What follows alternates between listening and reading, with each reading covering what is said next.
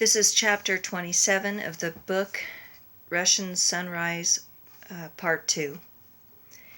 It opens late December 2015 and early January 2016, Moscow and Perm region, Russian Kingdom. The Russian referendum results had been issued on a Friday morning. Like the responsible and self-disciplined professional that he was, the Tsar of all the Russias had decided to report for work on the next Monday morning, the 14th of December. He had arrived at the Black Virgin of Russia Ministry of Catholic Social Reorganization at 9 o'clock, coming directly from the 8 o'clock Tridentine morning Mass next door at the Cathedral of the Immaculate Conception. Archbishop Bogomolov and President Polzin had arranged for Mikhail to occupy a top-floor corner office overlooking the plaza in front of the cathedral. At 9 o'clock, as his first royal edict as Tsar, Mikhail respectfully requested Archbishop Bogomolov to arrange Kyril's transfer from Detroit to Tsarskoye Selo. Then, at just 5 minutes after 9, Mikhail issued his second royal edict. A Russian samovar with fresh brewed American coffee was henceforth to be available all day outside his office. A take-home pot from a nearby Starbucks would suffice for that first day. Mikhail held his first meeting with President Polzin, Patriarch Filaret, and Archbishop Bogomolov. The Tsar asked Polzin to become his prime minister in the new royal court. He announced his intention to govern from the Alexander Palace in Tsarskoye Selo, just outside St. Petersburg, so Polzin would need to plan on moving his family from Moscow to the former and future Russian capital. Polzin happily accepted, and both bishops nodded their approval. Mikhail intended to form a group of committees to study and prepare position papers on key aspects of social reorganization, and drew upon the vast collective wisdom of the three Russian leaders in selecting the best men and women to form the study and work groups. In view of the holiday season approaching, Mikhail set a target date of late January for the initial reports to be on his desk. He announced that all employees of the ministry would be granted a 2.5-week paid vacation beginning on Wednesday, December 23rd, and continuing through Sunday, January 10th. This would include 3 national holidays: Roman Rite Christmas on December 25th, Russian New Year's Day, and the Roman Rite Feast of the Circumcision of our Lord Jesus Christ on January 1st, and Orthodox Rite Christmas on January 7th. Study group committees would be asked to think and pray about their assigned issues over the holidays, but would not be expected to do any formal work. All committee leaders were provided with Mikhail's private cell phone number so that they could discuss ideas with him over the vacation. Being a newcomer to Russia, Mikhail asked Prime Minister Polzin for assistance in planning the holiday season for his new family. His fiancée, Maria, and her parents were going to spend the holiday season with him in Russia, and he wanted to take them to a remote mansion where they could enjoy winter sports, but within reasonable distance of a cultural center. The new Prime Minister suggested the northern Ural city of Perm as a remote cultural center.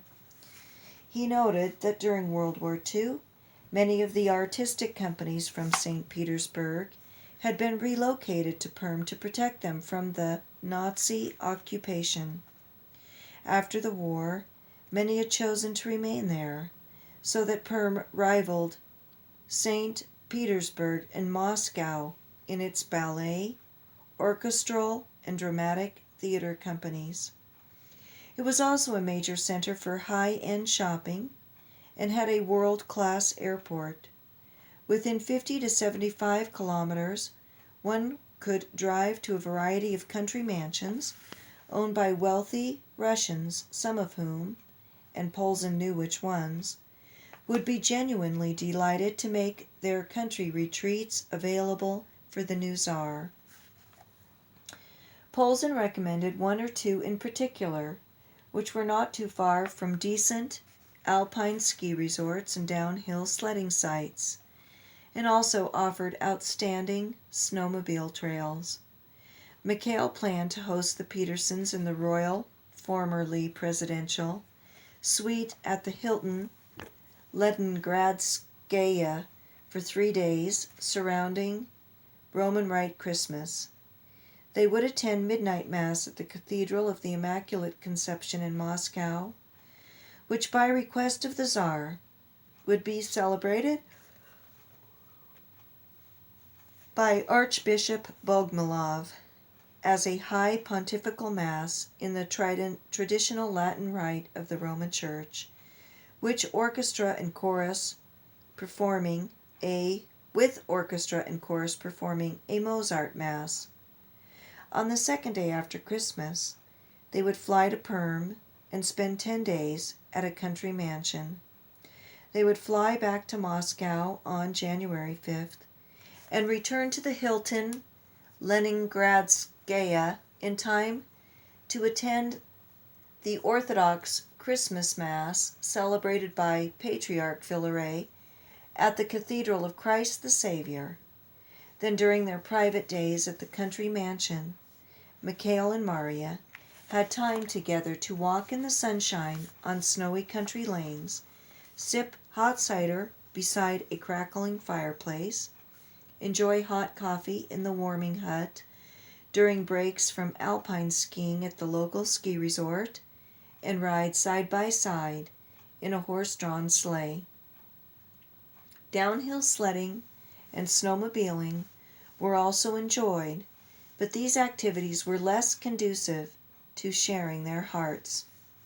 Mikhail and the Petersons traveled to the regional city of Perm for one night in a hotel on New Year's Eve. They attended a New Year's Eve matinee performance of the Nutcracker Ballet by Perm Ballet, ranked by many experts as the third best ballet company in the world. On New Year's morning they attended the Roman Rite Mass for the feast of the circumcision of our Lord Jesus Christ at the Catholic Church of the Immaculate Conception. That afternoon, before returning to the country, they attended a concert of Christmas and winter-themed classics by Perm Opera and Ballet Symphony Orchestra. They met the local Roman Rite and Orthodox Rite bishops, the directors of the Perm Ballet and Orchestra, and a number of common people in restaurants, shops, and their hotel. All were warm and welcoming and showed remarkable insight into the transformation that Russia must undergo in order to become in fact what she already was in name and in hearts of her people, a Catholic confessional state. The two lovers talked at length about their future life together. They reviewed the fact that when Mikhail brought Father Kirill to Russia for good, the devout Catholic families that formed the core of the Kova parish would be entirely lost without their beloved pastor. Although many government positions would be filled by Russian nobles and worthy Russian citizens, they would need a group of people whom they knew and trusted to form the core of their palace staff. In time they would learn to know, love, and trust many good native Russians, but most of them would adhere to the Orthodox Rite, and Mikhail and Marya both felt it would be helpful to balance them with a core of tradition-oriented Roman Rite Catholics.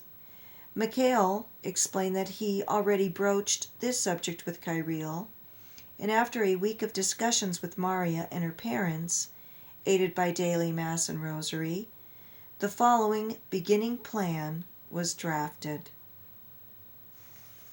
And it's laid out here, and it starts with the title, Appointments to the Nobility of the Russian Royal Court of the Kingdom of Russia by His Majesty Mikhail II, Tsar of all the Russias. The following individuals and families will be appointed to the Russian nobility. They will be privately tutored in the Russian language as needed, and will be relocated to Russia at government expense. They will be housed in government-owned palaces and receive generous tax-free stipends for life, in exchange for their devoted service to the Russian kingdom according to their interests and abilities.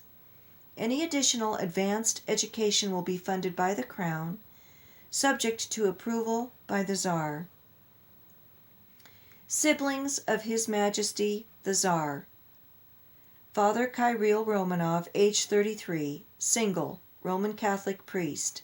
As Tsar's brother, will be made a Grand Duke, but as a priest will not be eligible to succeed the throne.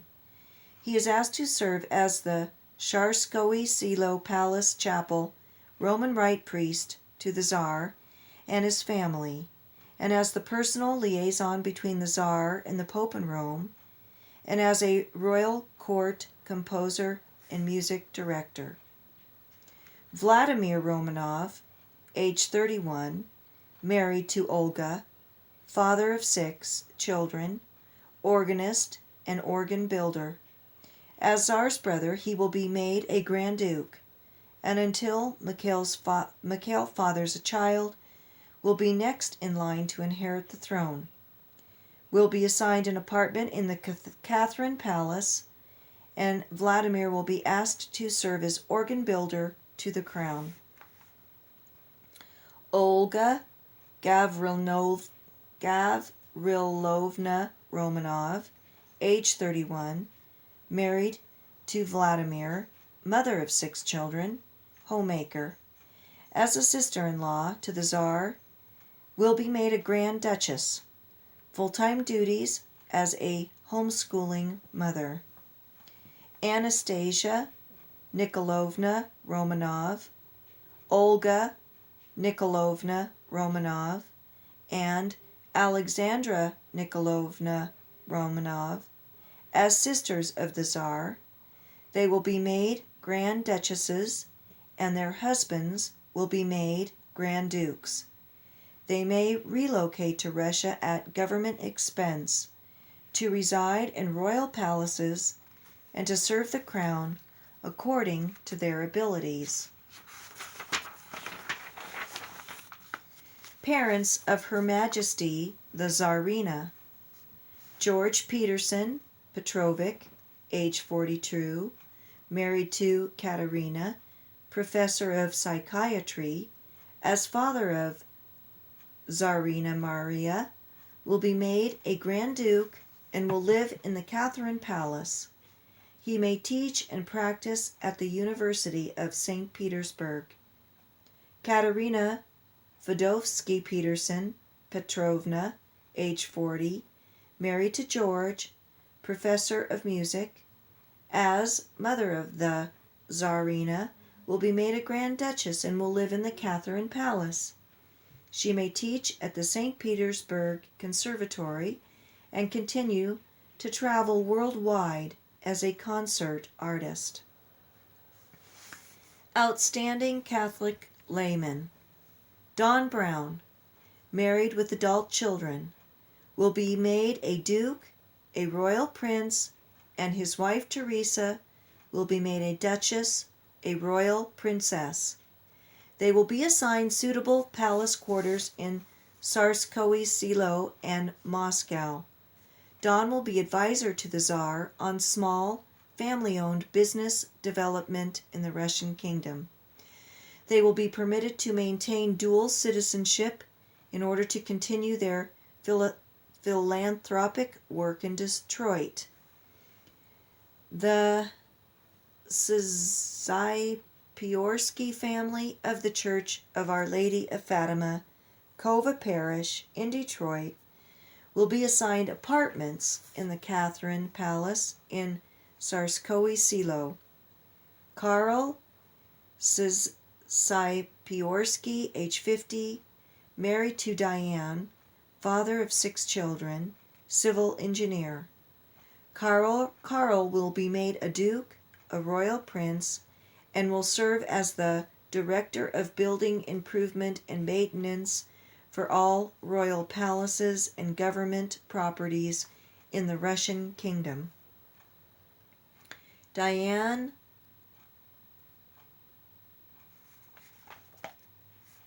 Szczypiorski, age 48, married to Karl, will be made a duchess, a royal princess, and will be overseer of the homeschool support group for all the families residing in the Tsarskoye Selo and St. Petersburg royal palaces. Mark Szczypiorski, age 25, single, will be made a royal prince and will serve as royal court organist and kapellmeister to His Majesty in the St. Petersburg and Tsarskoye Selo royal palaces, as music tutor to the future royal children, and as assistant organ builder to His Majesty. Luke Szczypiorski, age 23, single, will be made a royal prince and will serve as athletic trainer and coach for the Royal Palace Guard athletic teams, as tennis coach to His Majesty Tsar Mikhail II, and as music director of the Royal Palace Guard Men's Glee Club. Jacob Szczypiorski, age 21, single, will be made a royal prince and will be sent at the Russian kingdom's expense to the world's best culinary institute in Switzerland to become trained as an executive chef.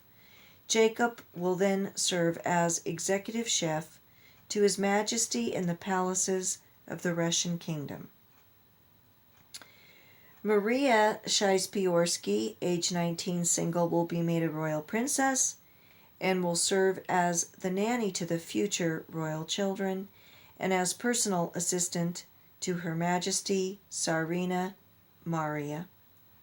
Joseph Szczypiorski, age 15, will be made a royal prince and will assist Father Kirill Romanov at daily Mass and as a personal assistant and errand boy for His Majesty Tsar Mikhail II. Joshua Szczypiorski, age 13, will be made a royal prince and will assist Father Kirill Romanov at daily Mass and as a personal assistant and errand boy for His Majesty Tsar Mikhail II. Sam Putin, married to Catherine, ages clarified. Sam will be made a duke and royal prince and will be hair cutter to the Tsar and the royal palace staff in Tsarskoye Selo.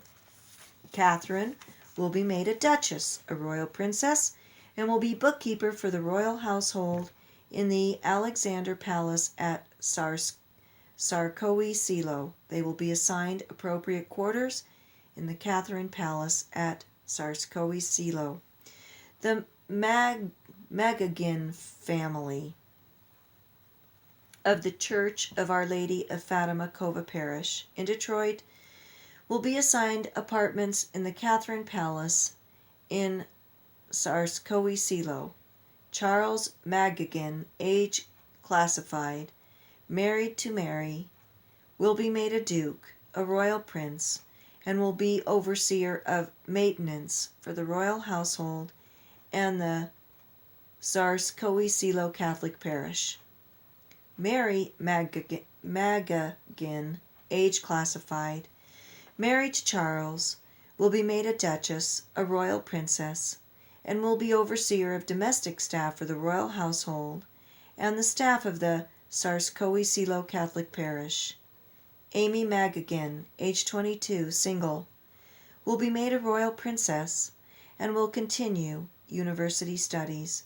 Henry Magagin, age 21, single, will be made a royal prince and will become overseer of mechanics for the royal fleet of motor vehicles. The Shoemaker family of the Church of Our Lady of Fatima, Cova Parish in Detroit, will be assigned apartments in the Catherine Palace in Tsarskoye-Selo. Frederick Shoemaker, age 53, married to Catherine, will be made a duke, a royal prince, and will serve as director of electrical systems improvement and maintenance for all royal palaces and government properties in the Russian kingdom. Catherine Shoemaker, age 51, married to Frederick, will be made a duchess, a royal princess, and will become overseer of the Royal Resource Academy for Catholic Home Educators in the Russian kingdom. Thomas Shoemaker, age 29, married and will be made a royal prince, and his wife a royal princess. Thomas will serve as a royal court organist and Kipel master to His Majesty in the Moscow royal palaces.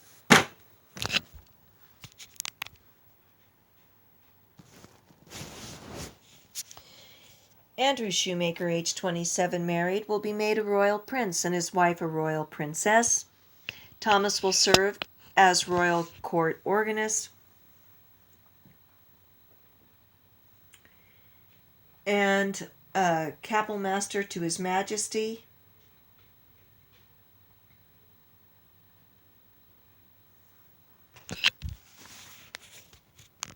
I messed that up.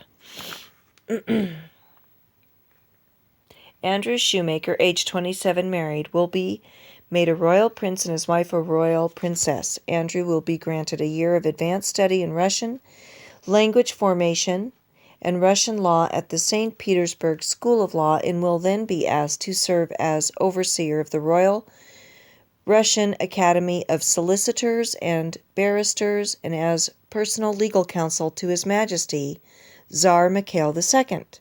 Father Matthew Shoemaker, age 25, single, Catholic priest in the Roman Rite, will be made a royal prince to serve as the Moscow Kremlin royal rite priest to the Tsar and his family, as the Moscow-based personal liaison between the Tsar and the Catholic bishops of the Roman and Orthodox rites.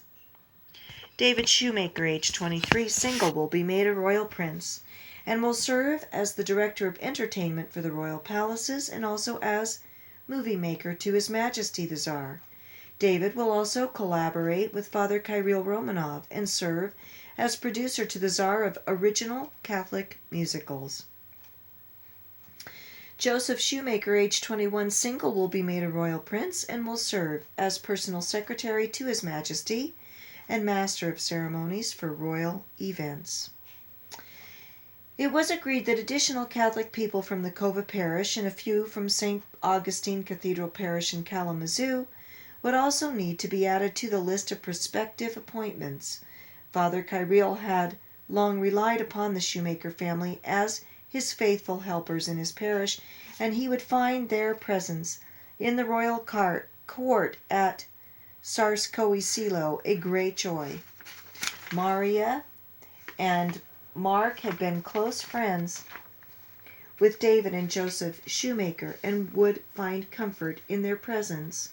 Maria was delighted that the Sipiorskis and Shoemakers had already all agreed to move into the vast Catherine Palace next door to the Alexander Palace before spring.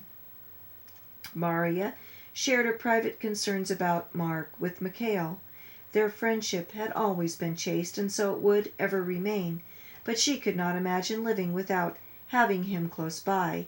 Unlike Mikhail, who had 2 younger brothers and 3 older sisters to populate the royal courts, she was an only child, and Mark was the beloved brother she never had. In fact, all his brothers and his sister had been to her like the siblings never born because of her mother's tragic emergency hysterectomy following Maria's birth.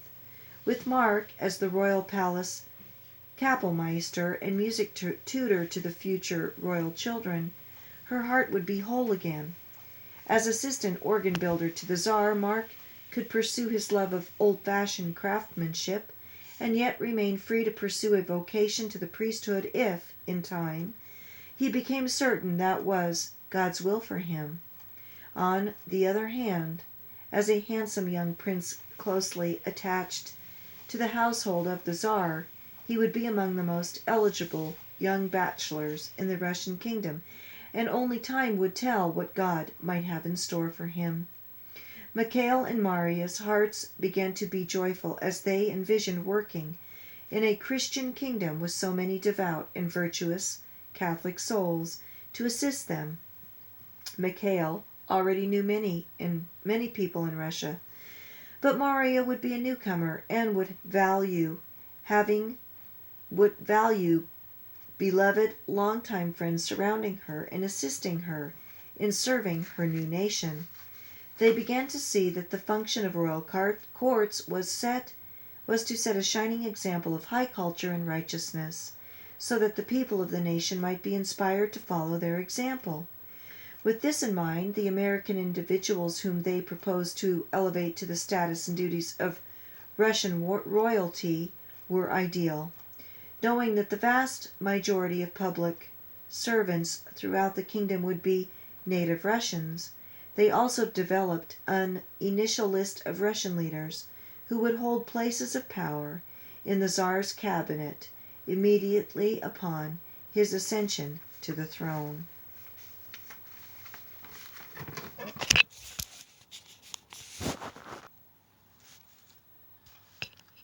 Appointments of Russian officials to the cabinet of the Russian kingdom by His Majesty Mikhail II, Tsar of all the Russias. Vasily Alexandrovich Polzin, former president of the Russian Federation, will become the Tsar's prime minister in the Russian kingdom. Daniil Yevgenyevich Mikhailov, former prime minister of the Russian Federation, will become the Tsar's Minister for Government Personnel in the Russian kingdom and will be in charge of identifying Russian citizens fit to become skilled public servants. Stefan Mikhailovich Ivanov, former chairman of the Central Bank of the Russian Federation, will become the chairman of the Royal Treasury of the Russian kingdom. Grand Duchess Marina Mikhailovna Romanov, former trustee of the Russian throne, will become overseer of traditional Russian nobility and will be in charge of their assignments to positions of public service within the Russian kingdom. Grand Duke Grigory Mikhailovich Romanov, former heir apparent to the Russian throne, will become the Tsar's Minister of Defense, overseeing the chiefs of the several branches of the Russian military.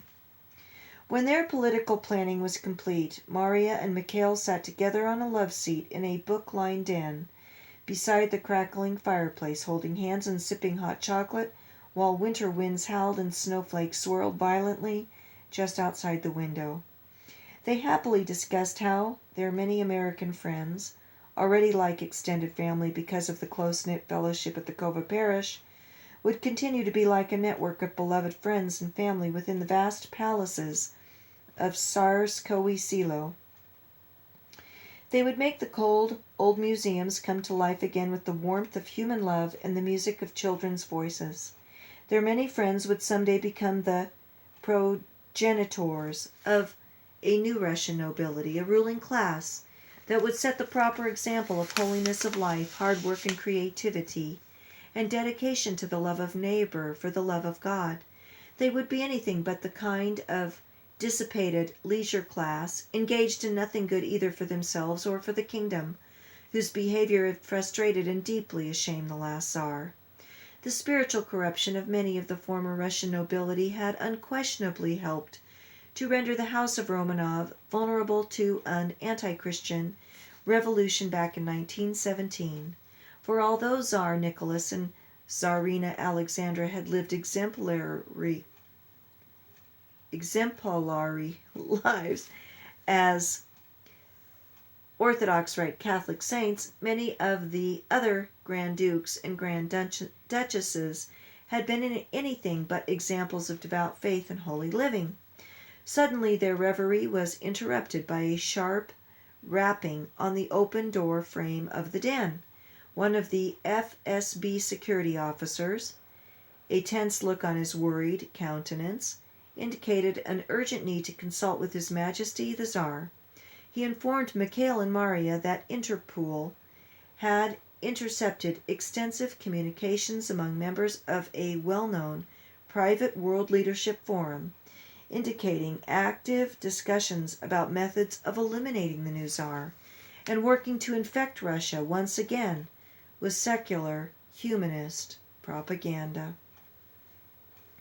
This would include pornographers, professional prostitution rings targeting community leaders, gay activists demanding same-sex marriages, religious pluralists demanding religious freedom, and academicians speaking out worldwide to belittle the Russian government for opening honest debate about evolution, human activity as a cause of global climate change, population control, Keynesian economics, and democracy. If they could, they would assassinate the Tsar. But in the meantime, they would seek to assassinate his character and the reputations of key officials in his administration.